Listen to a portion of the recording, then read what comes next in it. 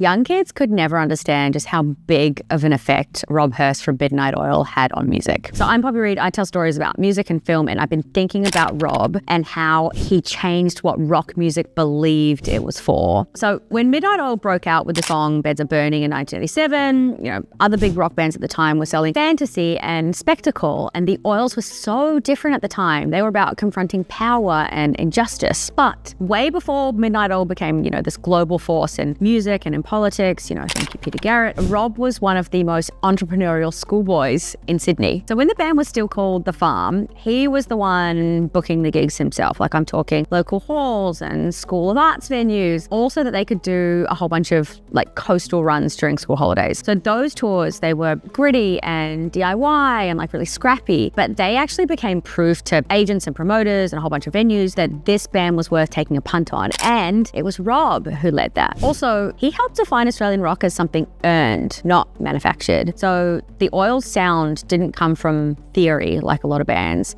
It actually came from the road. Of course, they took cues from bands like the Easy Beats and Radio Birdman, but they were really eclectic by design, and their live show was relentless. It was really physical, it was really explosive, and it was miles ahead of so many overseas bands who'd, never survived the pub rock trial by fire that the Oils went through, which actually came in so handy when they made a name for them overseas and, the US and in Canada and the UK. Rob also changed what sonic power sounded like in rock music. So he's talked about discovering this technique used by Peter Gabriel, leaving the talkback mic open to capture that raw spill and the ambience. We now call that the wall of drums, and you can hear it all over the album 10 to 1. It reshaped how Australian rock could feel. Heavy, yeah, but not indulgent like all of the big bands at the time. Also, Rob insisted music remain a fair transaction. So when Midnight Oil were coming up, they played pubs 5 nights a week. People paid to get in, and then they paid to play the music after. And this meant that they could afford crews and trucks and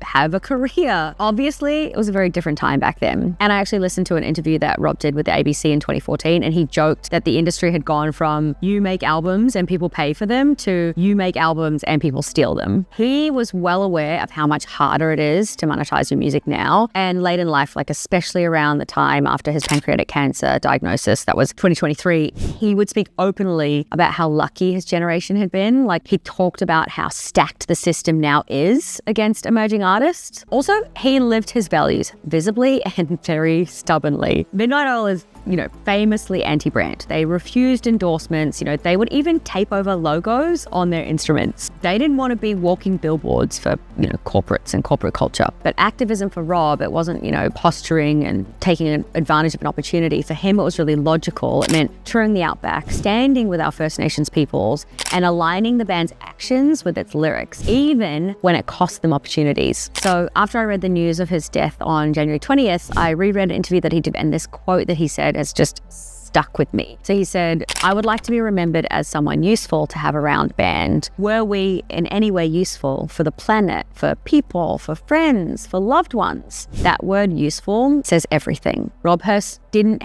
just help make great records. He helped set the moral temperature of Australian rock. Rest in peace, one of the most quietly influential figures in music.